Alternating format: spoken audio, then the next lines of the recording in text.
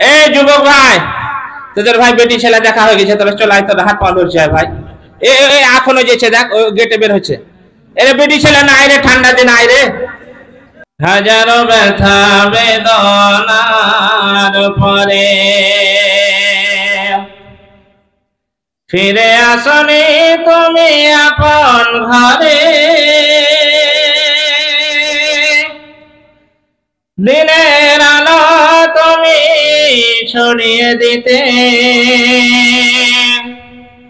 চলে গেলে মদিনায় মক্কা ছেড়ে হে রাসূল।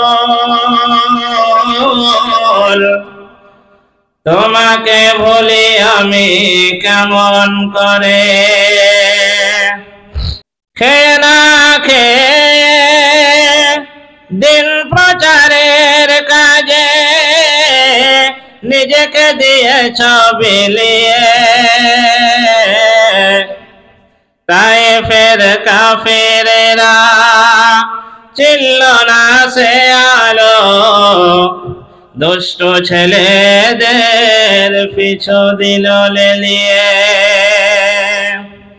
পাথরের আঘাতে ক্ষত বিক্ষত হয়ে সারা শরীর থেকে রক্ত ঝরে, হে রাসূল তোমাকে ভুলি আমি কেমন করে, হে রাসূল তোমাকে ভুলি আমি কেমন করে। হেরার গুহায় তোমারই ধ্যান, আসমান থেকে নামে আল কোরআন, বাংলা সবার ভোর তোমারই তারে, আসলো কোরআনের ছায়া তলে, খালিদ ওমর আলী আবু বকর ইসলামী ঝান্ডা নিল যে তোলে। আল আমিন তুমি ছিলে চিরদিন সকল মানুষের তরে, হে রাসূল তোমাকে ভুলি আমি কেমন করে, হে রাসূল তোমাকে ভুলি আমি কেমন করে। এবার লাইনে আসুন। আমি যে আপনাদের সামনে আয়াত পড়েছি, সেই আয়াত খুব গুরুত্বপূর্ণ আয়াত। আগে আলসাতে যদি সব বক্তা একই রকম ওয়াজ করে বসে থাকবেন যে আপনারা, কেউ হাসবে আর কেউ কাঁদাবে, কোরআন হাদিস তো বলবে সবাই। এমন কোন বক্তা আছে যে কোরআন হাদিসও বলে না? কোনো বক্তা পাবেন না, কোরআন হাদিস বলবে। এবার মানুষকে মানে এখানে যেন বসে থাকতে ভালো লাগে, তার জন্য হয়তো কিছু উদাহরণ দেয়, তার জন্য কিছু উদাহরণ দেয় যে ঠিক আছে মৌলভী সাহেব বক্তব্য শুনতে খুব ভালো লাগছে। এমনও আপনার আমাদের পশ্চিম বাংলায় আলেম আছে, ওকে 10 ঘন্টা যদি বসান চারে 10 ঘন্টা কোরআন এবং হাদিসের একাধারে বলতেই থাকবে কোরআন হাদিস, কিন্তু লোক বসে থাকবে না। এরকম আলেম আছে, ওরাকে দাওয়াত কেউ দেয় না। কেন? ওদের গলার জোর নেই, গলার ভলিউম নেই। এখানে বসাটা একটা আলাদা জিনিস, আর শিক্ষাগত যোগ্যতা আর একটা জিনিস। বক্তা হওয়াটা একটা আলাদা জিনিস, আর ইলম শিক্ষা করাটা আর একটা আলাদা জিনিস। তাহলে এখানকার সঙ্গে ইলমের তুলনা করা যাবে না। এখানে কোরআন হাদিসের আলোচনা সবাই করে, কম বেশি সবাই করে। কিছু কিছু আলেম আছে কোরআন হাদিসের চাইতে বেশি কিসসা কাহিনী বলে দেয়, ওটা আমাদের আহলে হাদিস সমাজে খুব কম আছে, খুব কম। এগুলো ওই যেটা বাংলাদেশের কথা বলছেন, ওই বাংলাদেশে বেশি চলে এগুলো, আমাদের ইন্ডিয়াতে এগুলো খুব কম চলে, বিশেষ করে আমাদের ফারাজি যারা আহলে হাদিস। এবার আসুন আপনাদের সামনে যে আয়াত পড়েছি, আয়াতে কি বলছে এবার শুনেলি আমরা। আল্লাহ রাব্বুল আলামিন বলছেন, আউযু বিল্লাহি মিনাশ শাইতানির রাজীম, বিসমিল্লাহির রাহমানির الرحيم قل إن كنتم تحبون الله فاتبعوني يحببكم الله ويغفر لكم ذنوبكم والله غفور رحيم। এই আয়াতটাতে আল্লাহ রাব্বুল আলামিন খুব সুন্দর কথা বলেছেন। একবারে গুরুত্ব দিয়ে আপনি শুনবেন, আপনার উপকার হবে, কিছু না কিছু একটা উপকার হবে। আমি আপনাদেরকে এই আয়াতের তর্জমার আগে একটা ছোট্ট একটা গল্প আপনাকে শোনাচ্ছি, দিয়ে আয়াতের তর্জমায় বক্তব্য শুরু করছি। পৃথিবীর মধ্যে সব চাইতে যত জীবজন্তু পশু পাখি আছে সব চাইতে চামড়া মোটা কার বলেন? হ্যাঁ, এ লোক জানে, থ্যাংক ইউ। সব চাইতে চামড়া মোটা কার? গন্ডার। গন্ডার দেখেছেন? চিড়িয়াখানায় থাকে। তা গন্ডার গজদর পাড়ার মোড়ে শুয়ে আছে, আমার মতনই মোটামুটি ধরেন শুয়ে আছে।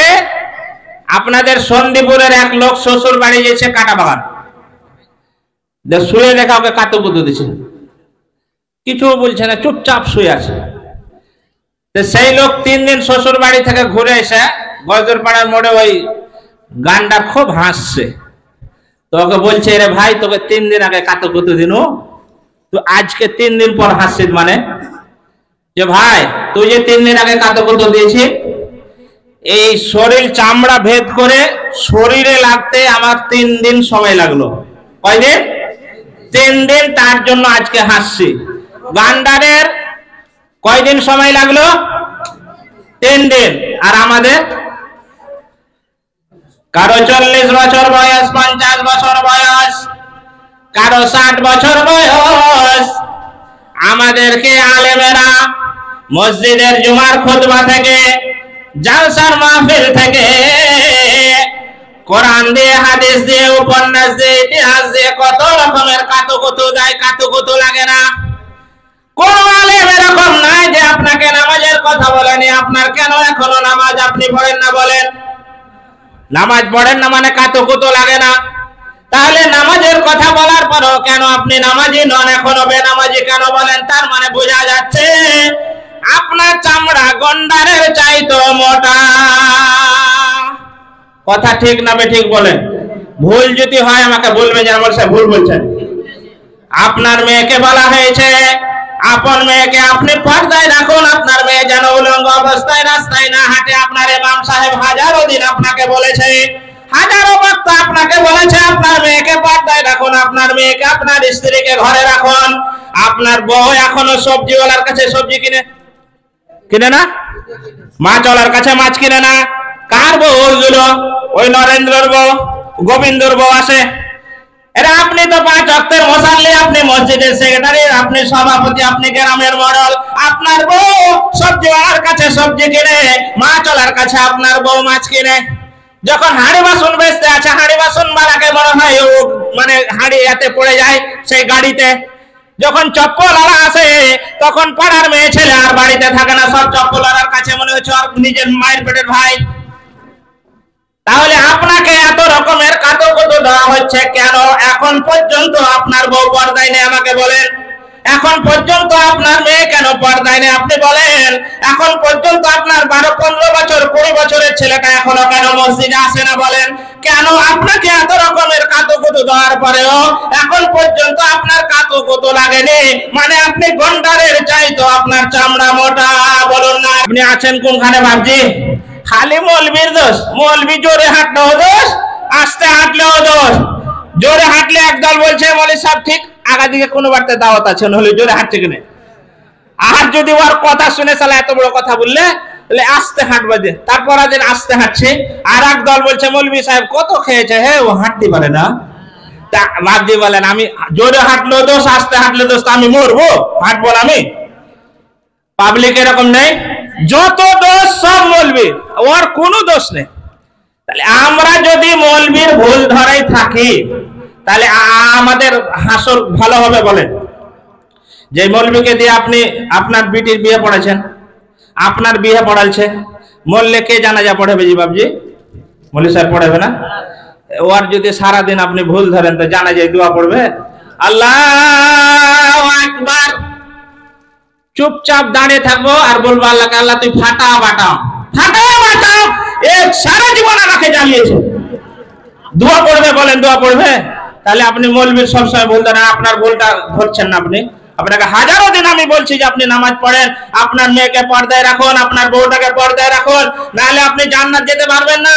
এই কথার দিকে ধ্যানই নাই। মৌলবী সাহেব মসজিদে ধুল্লা কেনে খুসখুস করছে, মানে মৌলবীকে তাড়ে বেসে খুসখুস করছে, তো তুমি ঝাড় দিতে পারো না? তুমি মৌলবীকে চাকর পেয়েছো নাকি একটা আলেম? এরকম লোক এখানে সন্ধিপুরে নেই। ও আমাদের ফারাক্কার দিকের কথা বলছি। এইদিকে বলে আমি অত খ্যাপা মৌলবী লয়, গজদরপাড়ায় আমি থাকি, আমি চাকরি হারাতে চাই না। এদিকে লোক খুব ভালো, জান্নাত মনে করছে মানুষ যে আমাকে মরলে দিয়ে দিবে জান্নাতে, একবারে সিধা জান্নাতে দিয়ে দিবে। আচ্ছা যখন মানুষ মরে, এদিকে কোনটা বলবো আর কোনটা ছাড়বো, এদিকে কবরে কে নামেন? হাত তুলেন তো।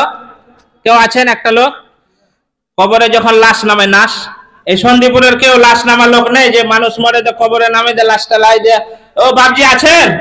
আপনাকে তো ভালো করে চিনি, ভালো করে শুনে রাখেন, আপনার লেগে বলছি। আচ্ছা মানুষ যখন মরে যে কবরে নামায় দোয়া পড়েন একটা, বিসমিল্লাহি ওয়া আলা মিল্লাতে রাসূলিল্লাহি সাল্লাল্লাহু আলাইহি সাল্লাম, পড়ে না? আর মানে কি আপনি জানেন? বিসমিল্লাহ মানে হলো আল্লাহর নামে এই মাইয়াতকে রাসূলের দলে দিয়ে দিলাম। কি বললাম? হে আল্লাহ তোমার নামে এই মাইয়াতকে রাসূলের দলে দিয়ে দিলাম। এটার মানে হলো এটা।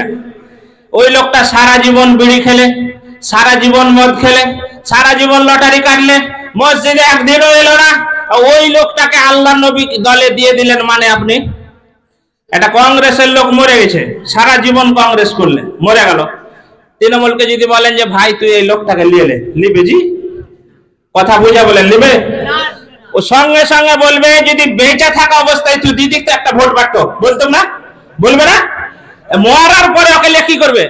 আচ্ছা ওই লোকটা কোনদিন আল্লাহ এবং আল্লাহ রাসূলের কথা মোতাবেক চললো না। হাইয়া আলাস সালাহ,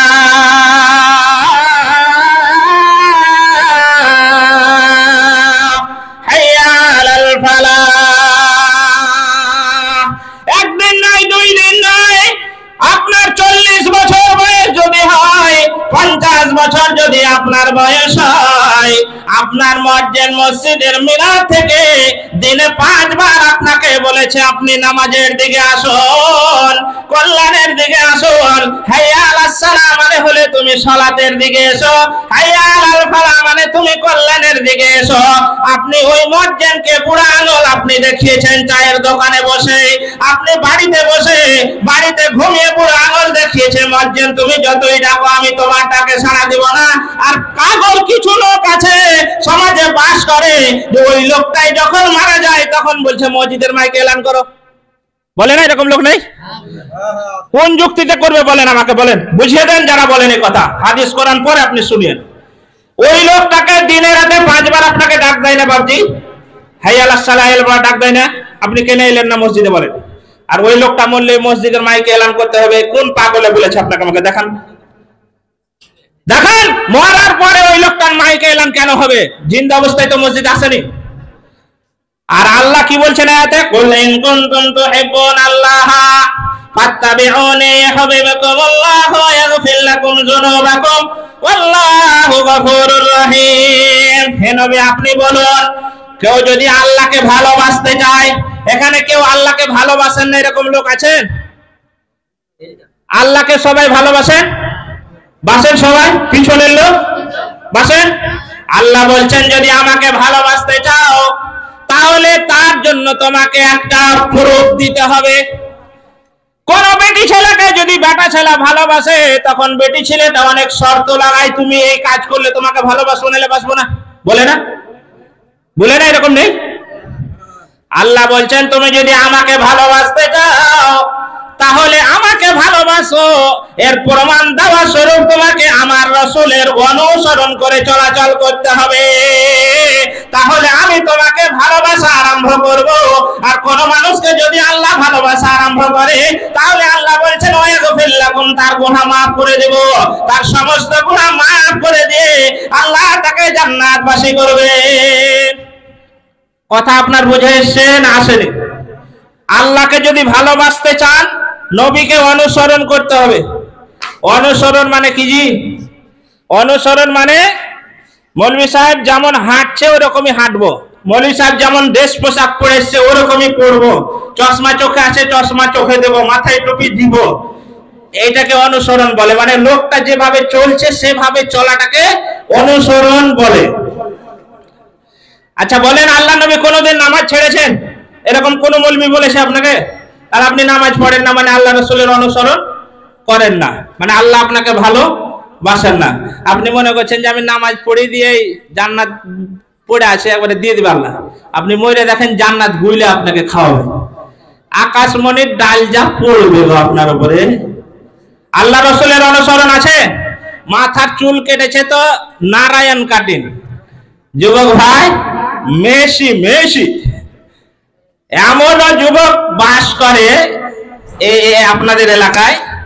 মেসিরা গত বিশ্বকাপ ফুটবল জিতেছিল, গত 23-এ মনে হয় হয়েছিল না 22-23-এ, যেই হোক জিতেছিল যে দিনটা, ওই দিনটা ঘুরা বছরে যেমন বার্থডে পালন করে জন্মদিন, ওই রকমই ওই দিনটাকেও পালন করে এরকম যুবক আছে। কত তাকে ভালোবাসে মেসিটাকে, যে এখন ফিলিস্তিনে মারছে, এই ইসরায়েল মারছে ফিলিস্তিনকে, সেই ইসরায়েলের সর্দার সেই মেসি। ইসরায়েলকে কোটি কোটি টাকা সে দেয় মুসলমানকে মারার জন্য, আর ওই মেসিকে অনুসরণ করে আমাদের যুবকরা। আর চুলের কাটেন কি সালমান খান, শাহরুখ খান করে না? ওর মাথার চুল আপনি বাপ না অন্য কিছু? আপনাকে সন্তান জন্ম দিতে কে বলেছে বলেন? আপনার ছেলেটা ওইভাবে চুল কেটেছে, আপনি একদিনও বলেছে? আপনি মনে মনে হাসছেও, আমার বেটা যুবক হয়েছে।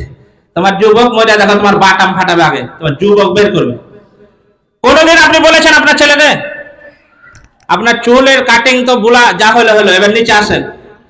কোন আলেম আপনাকে বলেছে যে কোন নবী দাড়ি কেটেছিল? কেউ বলেছে? বলতে পারবেন কেউ? আপনি তো আলেমের হাজারোটা ভুল ধরেন, মৌলবীরা এই করে ওই করে। আপনাকে কোনোদিন আমি দাড়ি কাটতে বলেছি? আপনার মুখে দাড়ি নেই কেন? কোন নবীর সুন্নাত আপনি পালন করেন বলেন? কাকে অনুসরণ করেন আপনি? আর আল্লাহ যে আয়াতে বলছে যে আমাকে যদি ভালোবাসতে চাও তাহলে তুমি নবীকে অনুসরণ করো। আপনার দাড়ি নেই, দাড়ি না রেখে অনুসরণ হবে জি? আপনি যে বিড়ি খান, কোন নবী বিড়ি খেয়েছিল আমাকে দেখান তো, একটা বলেন যে অমুক নবী বিড়ি খেয়েছিল। আপনি খান কেন? তার মানে এখানে আপনার মিল নেই, আছে? আর নিচে যাবেন, যত নিচে যাবেন কোনটার সঙ্গে আপনার মিল নেই। কিসের সঙ্গে মেল আছে বলেন? আপনার বিয়ে শাদীতে আল্লাহ রসুলের সঙ্গে মেল আছে? ছেলে দেখতে যাবে তো ছেলে দেখার আগে ওর বাপ আর বিয়ে আর 14 গোষ্ঠী আগে দেখতে, কোন হাদিসে আছে যে ছেলের আগে ওই বাপেরা দেখতে পাবে? ছেলের আগে কোন ছেলের বাপ নিজের বৌমাকে দেখতে পাবে না এবং পাবে না। কিন্তু আগে ছেলেটাকে রেখে দিল যে আমরা দেখে আসি, আগে 3-4 বার খাওয়া দাওয়া হয়ে গেল, মনে হচ্ছে ওর বাপ টাকা দিয়ে এসছে, 3-4 বার বিটির বাড়িতে খাওয়া হয়ে গেল, তোমার সব বের হবে হিসাব, কবরে সব হিসাব হবে। এ ভাই যুবকেরা ওখানে যারা দাঁড়িয়েছো গেটে বসে যাও, ভালো কথা বলছি বসে যাও, নাহলে আমার কাছে ফের অন্যরকম কথা আছে। বসে যাও ভাই, ওখানে ভিড় করে না। আচ্ছা, ছেলে যে বিয়ে দিতে যান আপনি, যারা যুবক ভাই আর যারা বাপ আছেন তারা শুনেন ভালো করে, খালি নামাজ পড়লে আপনাকে জান্নাত বলে খাবেন বলেছে না, জান্নাত আপনি পাবেন না। আগে মিলান আপনার আল্লাহ রসুলের সঙ্গে, যদি আপনার মিলে যায় তাহলে আল্লাহ আপনাকে ভালোবাসবে, এবং ভালোবাসলে আপনার গুনাহ আল্লাহ মাফ করবে, না হলে আপনার গুনাহ মাফ হবে না, আপনি যতই নামাজ পড়েন, যতই তাহাজ্জুদ পড়েন। আচ্ছা, ছেলে দেখতে যায়, যখন দেখতে গেল যদি ঠিকও হয়ে গেল, কি লেনদেন বলে? কোনো লেনদেন নেই, কোনো দাবি নেই। আমি আপনাকে ভালো একটা বুদ্ধি দিচ্ছি, কেন আমরা বিয়ে পড়ে পড়ে আমাদের অনেক অভিজ্ঞতা হয়ে গেছে। আপনার চাইতে আমার বেশি অভিজ্ঞতা বিয়ে সম্পর্কে, না আমরা বিয়ে পড়াই তো, সমাজের সব মেয়ের বিয়ে পড়াই আমরা তো, কোনো দাবি দাবা নেই। যে বলবে দাবি দাবা নেই ও বিয়ে দিবেন না ওর সাথে, ওর নিয়ত খুবই খারাপ। আমরা 1000টার মধ্যে 998টাই দেখছি নিয়ত খারাপ। কেনে? আপনার কাছে যদি দাবি করে সে নিয়ে নেয়, এটা তো অন্যায়, এটা আল্লাহ রসুলের কিন্তু নীতি নয়। দাবি করে নিয়ে নিলে বিটির বাপ আইডিয়া বুঝতে পারবে যে জামাইকে এত টাকা আমাকে লাগবে, কথা ঠিক না ভুল? যে গাড়ি নিব 2 লাখ টাকা নিব, শোকেস নিব, আলমারি নিব, বিছান কাটা বালিশ যা নিব তুই আগে বলে দে ভাই, ও জোগাড় করবে তারপরে বিয়ে লাগাবে, কথা ঠিক? এবার যদি বলে যে না আমি কোনো দাবি নেই, বিটির বাপ তো আর টেনশন নিলে না। যখন বিটিকে পাঠাইছে জামাইয়ের আর মন পায় না, বিটি এসে খালি কাঁদছে, আব্বা তোমার জামাই এই করে। বিটির বাপ মনে করছে মনে গাড়িটা দিনই মনে হয় সেই মন টন খারাপ করছে, লে গাড়িটা দিয়ে দে। গাড়ি নিয়েও জামাইয়ের মন পায় না, আবার কি নিবে রে, ফ্রিজটা মনে হয় দেওয়া হয়নি, তো ফ্রিজটাও দিয়ে দে। এই করতে করতে জামাইয়ের শেষই বুঝতে পারে না বিটির বাপ, ও হারাম করলে, ও বড় হারাম করো। আর এই সমাজে বাস্তব কথা আপনাকে বলছি, সমাজে এইগুলো চলছে। বিয়ের মধ্যে বিয়ে বউ দেখা থেকে শুরু করে বাসর ঘর যাওয়া পর্যন্ত বিয়ের প্রত্যেকটা কাজ হাদিস এবং কোরআন বিরোধী হয়, আল্লাহ রাসূলের সাথে কোনোটা মেলে না।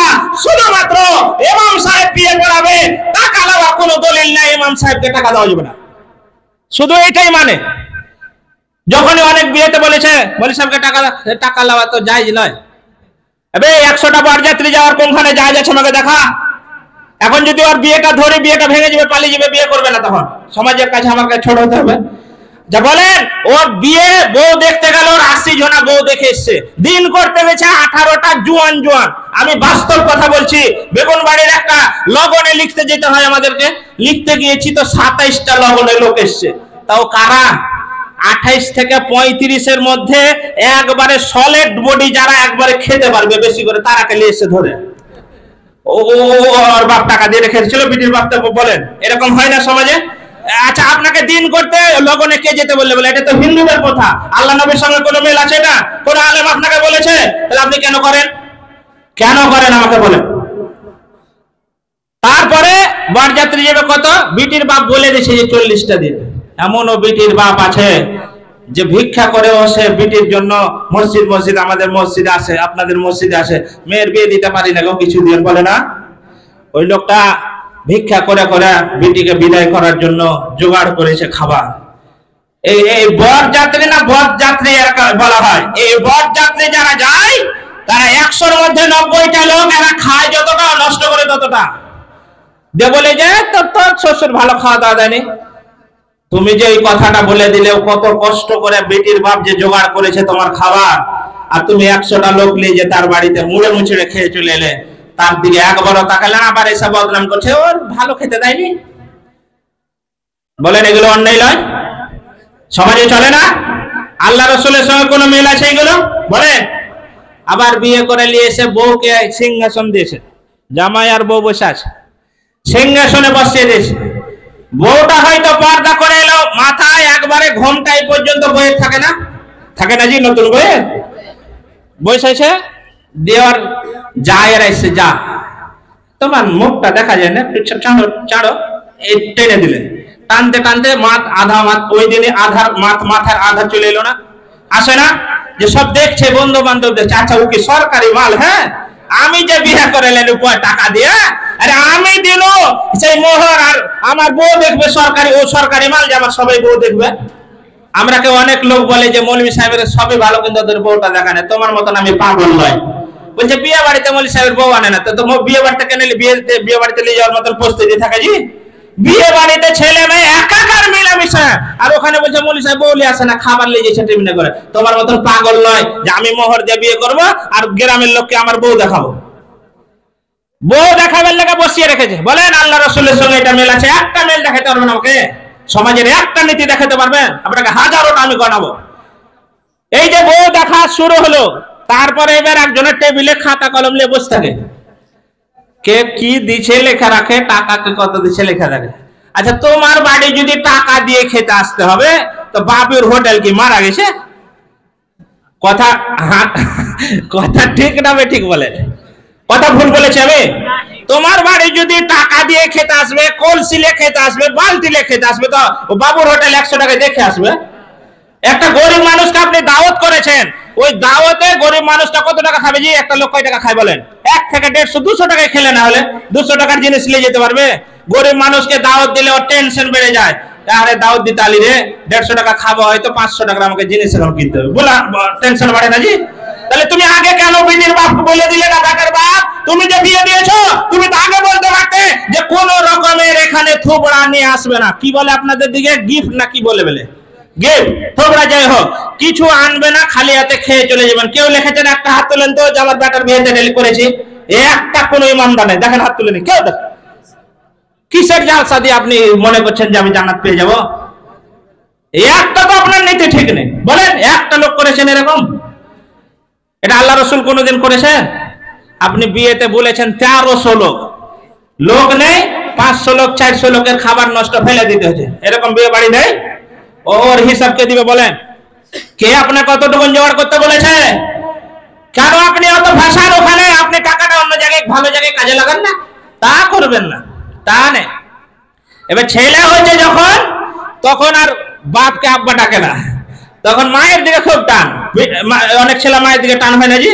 টান হবে না কেন? বিছান কার বলেন? বিছানটা ওই ছেলেটা? বিছান কোন ছেলের আছে জি? ওর মা। আচ্ছা ওই পুরুষ যে বিছানো শ্বশুর বাড়ি থেকে নিতে হয়েছে, আচ্ছা তোকে বিয়ে করতে কে বলেছিল? হ্যাঁ তুই এমনি থাক গা, এমনি থাক। আচ্ছা বলেন ওই ওর বিছানটাও শ্বশুর বাড়ি থেকে আনে না জি? তাহলে ওর বিছানো নেই, বালিশও নেই, খাটও নেই, সবই শ্বশুর বাড়ি থেকে নিয়ে এসছে, দিয়ে বলছে যে আমাকে বলি সাহেব আমাকে আমার ছেলে আব্বা ডাকে না। তোকে আব্বা ডাকবে কি করে? হ্যাঁ শুধু ঘরটা, তাও অনেক ছেলে আছে ঘরের টাকা আগে নিয়ে ঘর করে বিয়ে করে, নেই এরকম? এরকম আছে? আপনি বলেন আল্লাহ নবীর সঙ্গে একটাও মিল আছে? আমি যে কোরআনের আয়াত পড়েছি, কুলিন কুনতুম তুহিব্বুনাল্লাহ ফাত্তাবিউনি ইউহিব্বুকুমুল্লাহ, নবী তুমি বলে দাও আমাকে যদি কেউ ভালোবাসতে চায় তা সে যেন আমাকে অনুসরণ করে চলে। বলেন বিয়ে বাড়িতে কোনো একটা অনুসরণ আছে? দেখান আপনাদের এলাকায় তো আমি বেশ 7 মাস থেকে আছি, দেখছি প্রত্যেকটা বিয়ে বাড়িতে ছেলে এবং মেয়ে একসঙ্গে খাওয়া দাওয়া করে। কোন হাদিস আছে আমাকে দেখান।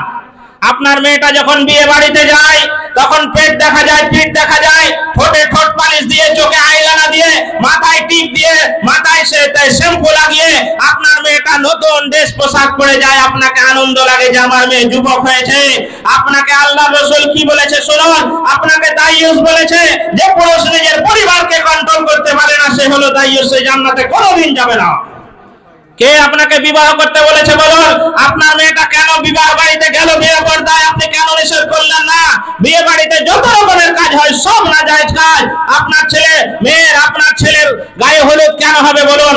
কোন হাদিসে আছে? আপনার বাড়িতে বিয়ের আগে গান বাজনা কেন হবে বলুন? কোন কোন হাদিসে আছে? কোন আল্লাহ রাসূল আপনাকে কে বলেছে আপনাকে বলুন?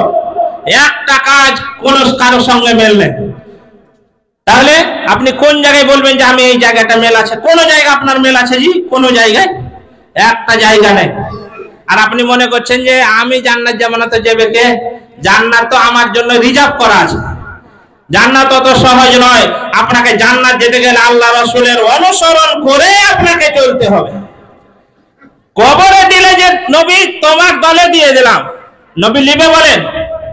একটা কংগ্রেসের লোক মরতে যায়, সিপিএম এর লোক মরার সময় লিখে না বলছে তোর লিলে আমার কোনো লাভ আছে? ও জিন্দা অবস্থায় দিলে ভোট বাড়তো। তাহলে আল্লাহ রাসূল লিবে আপনাকে লিবে বলেন? লিবে জি? তাহলে আপনি বলছেন যে তোমার দলে দিয়ে দিলাম। বাপজি দোয়া সবারই লেখা পড়বেন না, আমি দোয়া আপনাকে আজকে শিখিয়ে যাচ্ছি। যে তৃণমূল করবে নামাজ টামাজ পড়বে না, বলবেন বিসমিল্লাহি ওয়া আলা মিল্লাতে মমতা। যে কংগ্রেস করবেন বলে বিসমিল্লাহি ওয়া আলা মিল্লাতে রাহুল গান্ধী, বলবেন এই দোয়া, নাহলে আপনার নাম ফেরেশতারা লোড করে রাখবে। কিয়ামতের মাঠে আল্লাহ বলবে তুই দুনিয়া তো মিথ্যা কথা বলেছিস, রে কবরেও তো মিথ্যা কথা বলছিস। লোকটা আমার দলে কোনোদিন, আমার নবীর দলে ছিল বেঁচে থাকা অবস্থায়, আমার নবীকে সে বুড়া আঙুল দেখিয়ে চলাফেরা করেছে, আর মরার পরে তুই আমার নবীকে দিতেছিস মানে? কোনোদিন আপনাকে গজবে না, কোনোদিন আপনাকে গজবে না। আপনি মনে করছেন যে আমি মুসলমান, মরলে জান্নাত। মুসলমান আপনি? কিসের মুসলমান? আপনি নামাজ পড়েন না, রোজা করেন না, আপনি আপনার বউ পর্দায় থাকে না, আপনার মেয়ে পর্দায় থাকে না, আপনি কিসের মুসলমান? আপনি গরুর গোশত খান তার জন্য মুসলমান? আপনি নাম রেখেছেন তার জন্য মুসলমান? আপনার আগা কাটা আছে তাই বলছেন যে আমি মুসলমান? আরে ছাগলের তো আগল কাটা থাকে, থাকে না? খাসি ছাগল কাটে না, ফেরাই করে না? ওরা তো বড় মুসলমান। মুসলমান হতে গেলে শর্ত আপনাকে নামাজ পড়তেই হবে, কোন রকমের ছাড় নেই। আপনি এখনো নামাজ পড়েন না আর বলছেন মুসলমান? কিসের মুসলমান আপনি বলেন? কোনটার সঙ্গে আপনি মেল করেছেন বলেন যে এটার লেগে আমি জান্নাতে যেতে পাবো? একটা মিললে আপনার কোনো ইয়ার সাথে। আল্লাহ রাসূল সাল্লাল্লাহু আলাইহি সাল্লাম হাদিসের মধ্যে বলেছেন, মান হাব্বা সুন্নতি ফাকাদ হাব্বানি ওয়া মান হাব্বানি কানা মাইয়া ফিল জান্নাহ। আল্লাহ রাব্বুল আলামিনের নবী বলছে, যে আমার সুন্নাতকে ভালোবাসলো সে আমাকে ভালোবাসলো, আর যে আমাকে ভালোবাসলো সে আমার সঙ্গে জান্নাতে থাকবে। বলুন সুবহানাল্লাহ। আল্লাহ রাব্বুল আলামিনের নবী বলেছেন, আমাকে যদি তোমরা ভালোবাসতে চাও তাহলে আমার সুন্নাত, কোরআন এবং হাদিস যেগুলো আছে সেগুলো তোমরা মেনে নাও। আমাকে যদি কেউ ভালোবাসে তাহলে আমি তার সঙ্গে জান্নাতে থাকবো। সুবহানাল্লাহ। বলুন আল্লাহ রাসূলের সুন্নাত আমরা কোনটা ফলো করি? কোন আমরা সুন্নাত ফলো করি না। আল্লাহ প্রতিদিন আমরা যে ডাক দেই, হাইয়া আলাস সালাহ হাইয়া আলাল ফালাহ, আমরা ডাকে সাড়া দিই না। আর মসজিদের ইমামকে 12,000 টাকা দিয়ে ও 15,000 টাকার কথা শোনায় নাইলো। আচ্ছা, মৌলবীকে যে আপনি 12,000 টাকা, এখানকার কথা আগে বলেছি ভাই, এখানকার আপনি ধরেন না বা উদাহরণ দিতে যে আমি বিশেষ করে উদাহরণটা আমাদের দিকে টানি, পাবলিকের দিকে টানলে রাগ করবে, তার জন্য আমার দিকে টানছি, আমার কথাই বলছি। আপনি 12,000 টাকা বেতন দিয়ে 15,000 টাকার কথা আমাকে শুনেন না। আপনাকে উদাহরণ স্বরূপ দিচ্ছি। বিজ্ঞান বলছে একটা মানুষ 24 ঘন্টায় বেঁচে থাকতে 16 কেজি অক্সিজেন লাগে। অক্সিজেন বুঝেন? এই যে টানছেন ছাড়ছেন, এই যে অক্সিজেন 16 কেজি লাগে। বিজ্ঞান বলছে 16 কেজি একটা মানুষকে লাগে 24 ঘন্টায় বেঁচে থাকতে। এই 16 কেজি অক্সিজেন যদি নিম্ন 2,000 টাকা কিলো ধরি, নিম্ন 2,000, হসপিটালে শোধান যাদের অক্সিজেন লাগে, টাকা লাগে না, ওই বড় সিলিন্ডার ভিড়ায়, 2,000 টাকা কিলো হলে 16 কেজির দাম কত জি বাবজি? 32,000 টাকা। খালি অক্সিজেন আপনাকে ফ্রি দিচ্ছে 24 ঘন্টায়, 24 দিনে নয়, একটা দিন মানে 24 ঘন্টায়। আপনার 70 বছর বয়স, আপনি দিন হিসাব করে, মাস হিসাব করে, সপ্তাহ হিসাব করে, পুরা হিসাব করে কত কেজি অক্সিজেন আপনি আল্লাহর গ্রহণ করেছেন আর কত টাকা বিল আপনার হয়েছে, হিসাব করলে আপনার বাড়ি ঘর জমি জায়গা কিছু থাকবে জি? ওই বিল যদি লাগে থাকবে না, এটা কথা মনে রাখেন। কারেন্টের বিল আপনাদের বাড়িতে আসে না 3 মাস পর পর 4,000, 3,000, 5,000 করে? আচ্ছা, সূর্যের তাপ জ্বলছে এমনি এমনি চলছে না, এর পিছনে কোনো কারেন্ট খরচ আছে? আল্লাহর তো জ্বালানি লাগছে না, এমনি জ্বলছে। জ্বালানি লাগছে, জ্বালানি লাগে না? আল্লাহর সূর্য জ্বালাইতে খরচ নেই। এই যে গোটা পৃথিবী আলো করছে, তাহলে এই সামান্য মসজিদটাকে আলো করতে যে সামান্য মসজিদটাকে দিয়ে মাসে 3 মাসে 4-5,000 টাকা করে বিল আসে। গোটা পৃথিবীকে আলো করছে আল্লাহ সেই সূর্য দিয়ে। ওই সূর্য জ্বালাইতে আল্লাহর খরচ নেই? অবশ্যই খরচ আছে। কোনোদিন কেউ বলেছে যে ওই সূর্যের বিলটা দাও? ওই সূর্যে আপনি ধান শুকালছেন, কাপড় শুকালছেন, কত কি করছি আমরা, করি না? কোনোদিন বিল দিয়েছে? দেননি। অক্সিজেনের বিল দেননি। তাহলে আপনি ধরছেন যে মৌলভী সাহেবকে 12,000 দিয়ে মৌলভী কেনে, একদিনের জায়গা 2 দিন বাড়িতে থাকলো, ভালো কথা, হিসাব নেন। মৌলভী সাহেব ফজরে উঠতে পারেন এখানে, ঠিক আছে, আপনি হিসাব নেন, সব হিসাব নেন। 12,000 টাকা দিয়ে যদি এত হিসাব হয়, তাহলে প্রতিদিন 16 কেজি, 16 দুগুণা 32,000 টাকা খালি অক্সিজেন। সূর্যের তাপ আরো ধরেলেন 18,000 টাকা, 50,000 টাকা খালি এই দুটা জিনিসে আল্লাহ আপনার উপরে বিল চাপালছে। তাহলে আল্লাহ কি হিসাব আপনার কাছে নিবে বলেন? মৌলবীর তুলনায় আপনাকে হিসাব কম হবে না বেশি হবে বলেন? ও 12,000 টাকাতে দিয়ে ওর পদে পদে ভুল ধরার লোক বসে থাকে। মৌলভী সাহেব এই জামা গায়ে দিলে, মৌলভী সাহেব জোরে গাড়ি চালাচ্ছে, মৌলভী সাহেব আস্তে নামাজ পড়েলে, মৌলভী সাহেব স্পিরিট নামাজ পড়েছে, তার আমি তো ধরাই যায় না। একটু যদি আসতে পারি মৌলভী সাহেব বুড়িয়ে গেছে, কোন দিকে যাব বলেন? বলেন আপনি যে মৌলভী সাহেবের এত খোঁজ রাখেন, এত ভালোবাসেন মৌলভী সাহেবকে, আচ্ছা বলেন আপনি ডাক্তার দেখাতে যান না? এখানে অনেক প্রায় ডাক্তারের কাছে আমরা যাই না? এক একটা ডাক্তারের ফি কত করে? 400-500 টাকা ফি লাই না? লাই না? আপনি লাইন দিয়ে বসে থাকেন 400-500 টাকা, কতক্ষণ দেখে জি? 1 ঘন্টা দেখে। হাতটা দেখলে কি হয়েছে, এই এদিকে কলম চলছে, খুব বেশি হলে 1 থেকে 1.5 মিনিট। কয় টাকা নিলে? 500 টাকা নিয়ে ওষুধ কিনে লাও না? কোনো ডাক্তার ওষুধ দেয়? আলাদা ওষুধের পয়সা 500 টাকা খালি ওকে হাত দেখালেন, কিসের লেগে? আমার বডিতে অসুখ হয়েছে, আমার বডি যেন ঠিক হয়ে যায় তার জন্য, তাই তো? ও বডির ডাক্তার তার জন্য মিনিটেও 500 টাকা বিল নিচ্ছে। আর আপনাকে আমি এখন 40 মিনিট আধা ঘন্টা, মসজিদের মৌলভী সাহেব প্রত্যেক জুমাতে আধা ঘন্টা 40 মিনিট করে আপনার ইমানি ট্রিটমেন্ট করে, আমরা ইমানের ডাক্তার। তাহলে ওই ডাক্তার অনুযায়ী যদি আপনি আজকে বেতন দিতেন, তাহলে প্রত্যেক মাসে আমরা যে জালসা করি, প্রত্যেক মাসে এই গজরপাড়াতে রাস্তার ধারে 2 কাঠা জায়গা কিনে বাড়ি করে নিতাম। হবে না বাড়ি? এখন যদি 1 মিনিটে 500 টাকা লাগে ডাক্তারকে, এখানে যতগুলি লোক আছেন, আমি যে 40 মিনিট বক্তব্য করছি, 40 মিনিটে 40 5 কত হিসাব করেন, এক একটা লোকের বিল কত হয়? যদি ডাক্তারের অনুযায়ী আমাকে আপনি পয়সা দেন, দিতে পারবেন আপনি?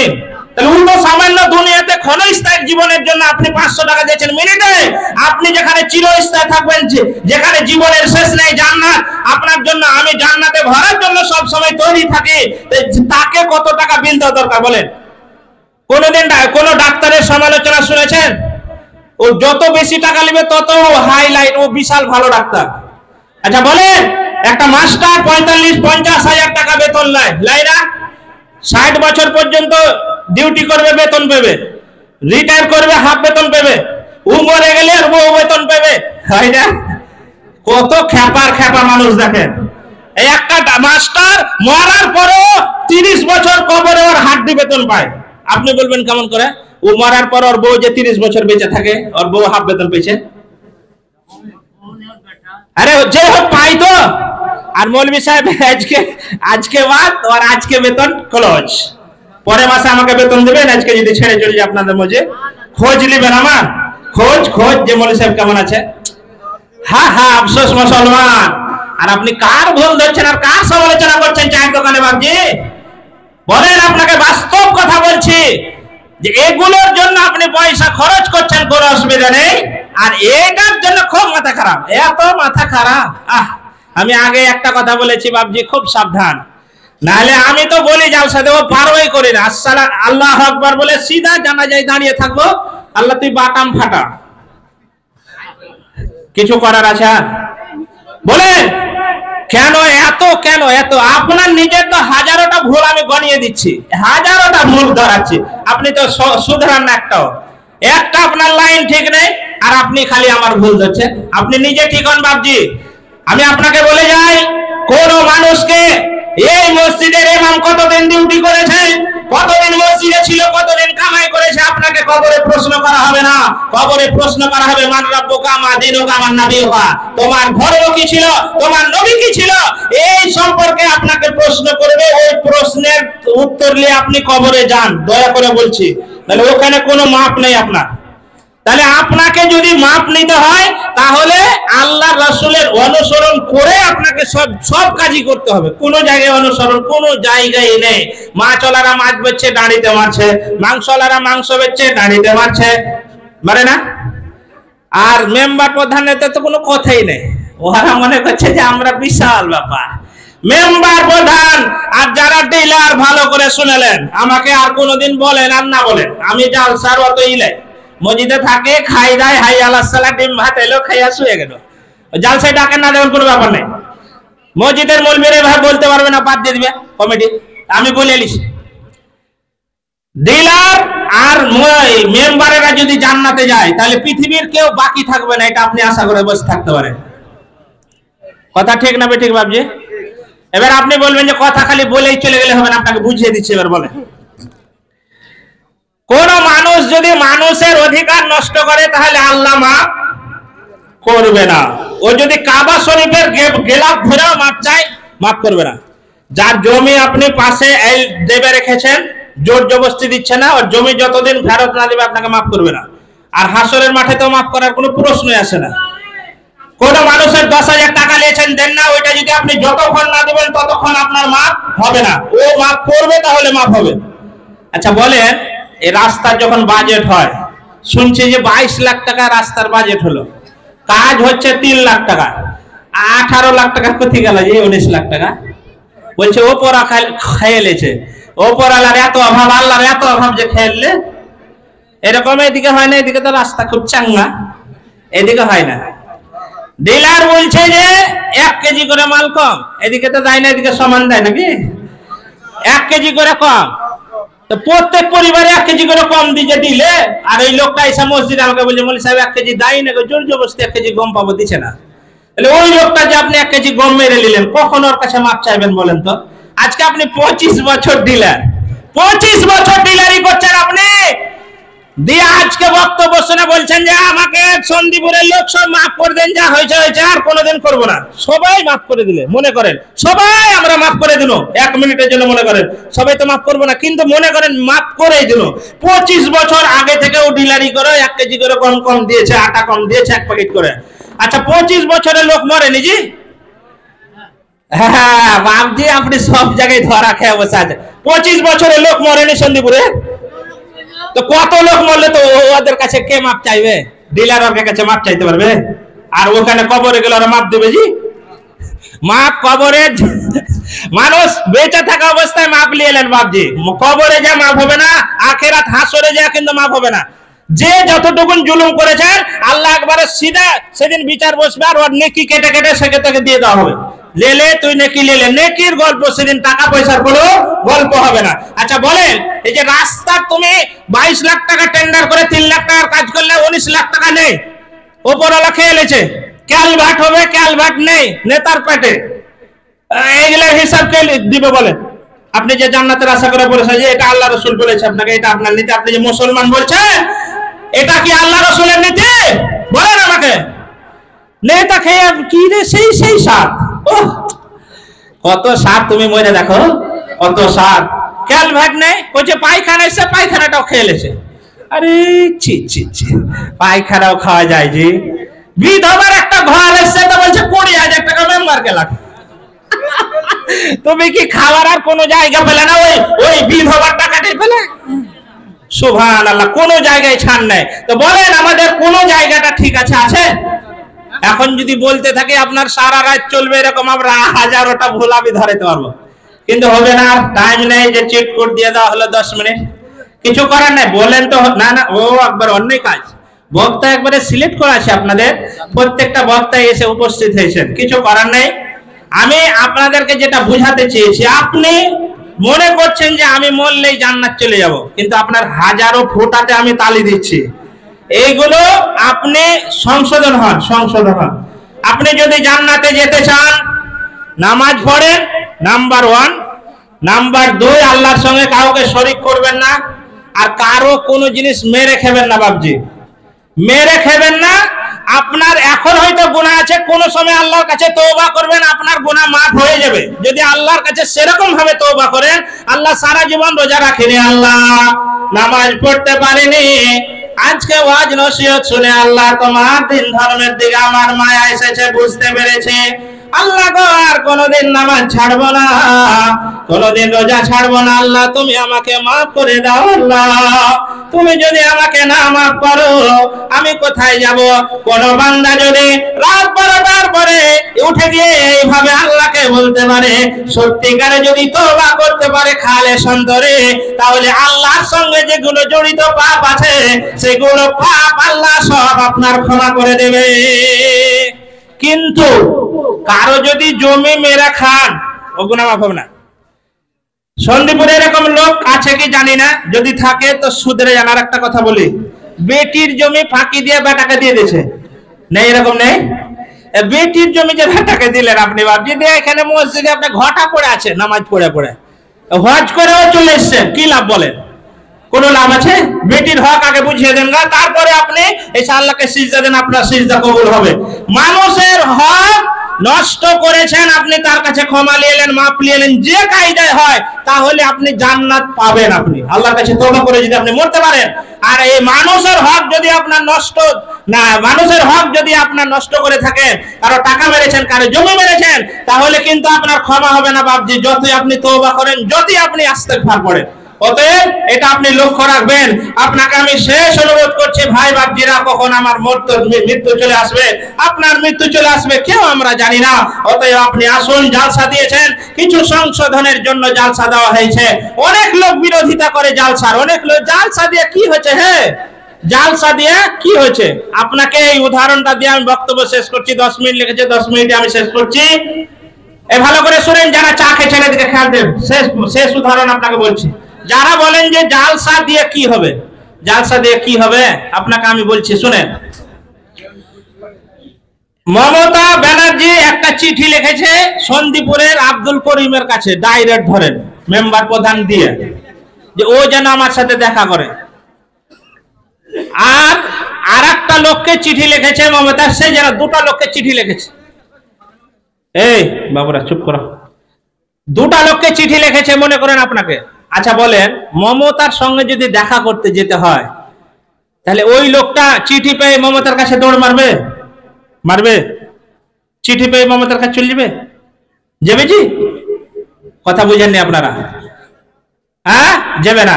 কোথায় যাবে? আগে মেম্বারের কাছে যাবে। জি জি যে এ মমতা খালা চিঠি দিয়েছে, এই চিঠিটা পড়ে দেখো। মেম্বার প্রধানের কাছে যাবে, প্রধান এমএলএ কে ধরবে, এমএলএ নিয়ে যাবে। তারপরেও মেম্বারকে বলবে, মেম্বার সাহেব আমি পাঞ্জাবি পরে যাব না লুঙ্গি পরে যাব, দাড়িটা কেটে যাব না দাড়িটা ছেড়ে যাব, স্যুট পিনবো না এমনি জামা গাড়িতে যাবো, বলবে না? পরামর্শ নিবে না? মমতার সঙ্গে দেখা করতে যাচ্ছে, একটা সামান্য মুখ্যমন্ত্রীর সঙ্গে যে দেখা করতে গেলে যদি এত লোকের পরামর্শ লাগে, তাহলে আল্লাহর সঙ্গে দেখা করবে জান্নাতে যাবে, পরামর্শ দরকার নেই। এই জান্নাতে যাওয়ার পরামর্শ দেওয়া হয় এই জালসাতে। যারা বলেন যে জালসা করে কোনো লাভ নেই, একদম শয়তানি কথা। কিন্তু এটা এই আজকের জালসাতে আপনার কোনো উপকার হয়নি, আপনি জানতে পারলেন না অনেক কিছু। তাহলে এইগুলো পরামর্শ জান্নাত দেওয়া, আপনি কোনোদিন বলবেন না জালসা করে কোনো লাভ নাই। আপনাকে আমি শেষ দোয়া করছি আপনার জন্য, আল্লাহ রাসূলের আপনি অনুসরণ করে আপনি চলাচল করে বিয়ের যেগুলো কথা বললাম সেগুলো আপনি পাল্টে ফেলুন, আপনি সুন্নতি তরিকায় বিয়ে দেন। আপনি যখন মরবেন যেন আপনার জানাজা সঠিকভাবে হয়, এইভাবে জীবন যাপন করুন যে আল্লাহ রাসূল যেটা বলেছে সেটাই আমি করব, যেটা বলেনি সেটা আমি করব না। এইভাবে যদি আজকে থেকে আপনি চলতে পারেন, ইনশাআল্লাহ আপনার জীবনের গুনাহ আল্লাহ মাফ করে দিয়ে আপনি জান্নাত পাবেন। আল্লাহর কাছে দোয়া করি আল্লাহ যেন প্রত্যেকটা মানুষকে, যতগুলি মানুষ এখানে এসেছেন, যতগুলি মানুষ এখানে ওখান থেকে শুনছেন, মা বোনেরা শুনছেন, সবাইকে যে সবারই গুনাহ আল্লাহ যেন মাফ করে দেন। সকলে বলুন আল্লাহুম্মা আমিন। আল্লাহ যেন আমরা কবরে যাওয়ার আগে আমরা আমাদের জীবনের গুনাহকে মাফ করিয়ে নিয়ে বুকে ঈমান নিয়ে যেন আমরা কবরে যেতে পারি। আল্লাহ তুমি তার তৌফিক দান করেন। সকলে বলুন আল্লাহুম্মা আমিন। আল্লাহ যারা অসুস্থ অবস্থায় আছে আল্লাহ তুমি তাদেরকে সুস্থতা দান করো। সকলে বলুন আল্লাহুম্মা আমিন। যারা কবরস্থ হয়ে গেছে আল্লাহ তাদের কবরকে নূরে মানাওয়া করে দাও। সকলে বলুন আল্লাহুম্মা আমিন। আল্লাহ এই গ্রামে যদি কোনো বালা মুসিবত আশা থাকে আল্লাহ তুমি দূর করে দাও। সকলে বলুন আল্লাহুম্মা আমিন। আচ্ছা, যতটি দোয়া করনো আপনার নিজের ভাই করেছে কোনোদিন? আপনার বাপ 70 বছর আগে মরেছে, আপনি দোয়া করেছেন বাপের লেগে? গ্রামবাসীর লেগে দোয়া করেছেন? জি, আমার বাড়ি কোনটা ফারাক্কা, আপনার গ্রামের জন্য দোয়া করি বা না করি আমার দরকার কি বলেন? আপনি যে অসুস্থ তার জন্য দোয়া করছে, কত আপনাকে ভালোবাসে, আর আপনি বলছেন মালিক সাহেব চলবে না, আর গলার আওয়াজ ভাল লাগে। এই তো আপনার নীতি। যেটা মেন লোক সেটাই আপনি চিনতে পারছেন না। দয়া করে আপনাদেরকে বলছি, আপনারা মানুষ চিনেন, আলেমকে শ্রদ্ধা সম্মান করুন এবং নিজে পরিবর্তন হন, আলেমের কাছে থাকুন। আপনি যে বলি সাহেব এভাবে কি করবো, দেখেন এভাবে চলছি, এভাবে করছি, ইনশাআল্লাহ আপনি কামিয়াব হবেন। আল্লাহ যেন আপনাদেরকে ভালো রাখে, সুস্থ রাখে। এই কথা বলে আমি আমার বক্তব্য বিষয় এটি করলাম। ওমা আলাইনা ইল্লাল বালাগ।